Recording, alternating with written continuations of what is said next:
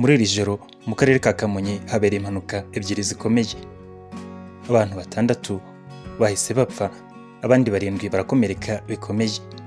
Ni impanuka ebyiri zabereye mu mirenge itandukanye, kuko imwe yabereye mu murenge wa Runda hazwi nko ku Ruyenzi, aho ikamyo ebyiri zagonganye, zose zavaga mu ntara y'Amajyepfo kugeza mu cyerekezo kimwe. Inyuma yagonze imbere zihita zita umuhanda, zihita zigonga indi modoka yavaga i Kigali.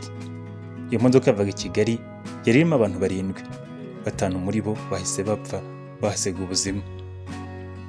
Ikamyo imwe yavaga i Karongi ijya mu mujyi wa Kigali yikoreye garaviye, yaje kugongana n'indi, umutandiboyi wayo ahita ahanuka agwa hasi arapfa.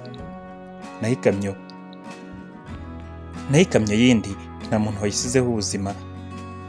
Impanuka ya kabiri yabereye ahazwi nko ku Kibuza, yaturutse ku ikamyo yagonganye na kwasiteri itwara abagenzi.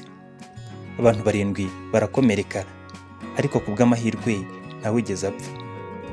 Umuvugizi wa polisi y'u Rwanda SP Boniface Rutikanga yatangaje ko mu masaha y'ijoro ya Runda mu kagari ka Ruyenzi imodoka 3 zagonganye, abantu 6 bahasiga ubuzima.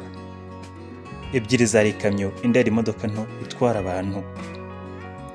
Abantu 5 bapfuye muri bo bari mu modoka nto yavaga i Kigali yerekeza mu Majyepfo.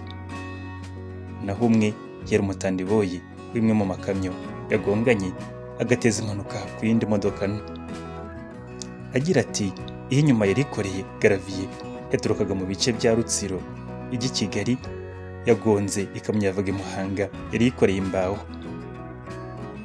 Yayigonze yihereye inyuma, bituma zita icyerekezo zigonga indi modoka yarimo abantu 7 yavaga i Kigali igana mu Majyepfo, abantu 5 bahita basiga ubuzima.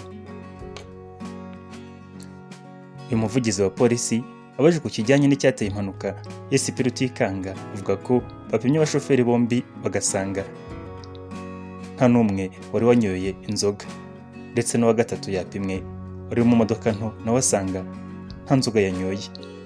Hakaba hagikurikiranwa icyateye impanuka yabereye ku Ruyenzi. Niba ari imiterere y'ibinyabiziga cyangwa se ibindi bibazo by'imodoka byose ntibiramenyekana. Uyu muvugizi asaba gukoresha umuhanda by'umwihariko muri iyi minsi mikuru kwirinda gutwara ibinyabiziga banyoye, kandi abasaba kwirinda gukoresha umuvuduko ukabije no kugenzura ibinyabiziga byabo ukabona n'uko byaba byujuje ibyangombwa. Agira ati, niba uvuye muri kontorere ubuzima bw'imodoka buhinduka mu kanya gato. Ni ngombwa ko dukaza ubukangurambaga kuri iyi ngingo kugira ngo abantu bari basuzumisha ibinyabiziga byabo ntibirare ngo bujuje ibyangombwa, bityo rero ubuzima bwabo bugafata umwanya wa mbere mu kubakangurira. Ati kandi ni byiza ko bari mu muhanda bubahana, utwaye ikinyabiziga kinini akubaho utwaye gito.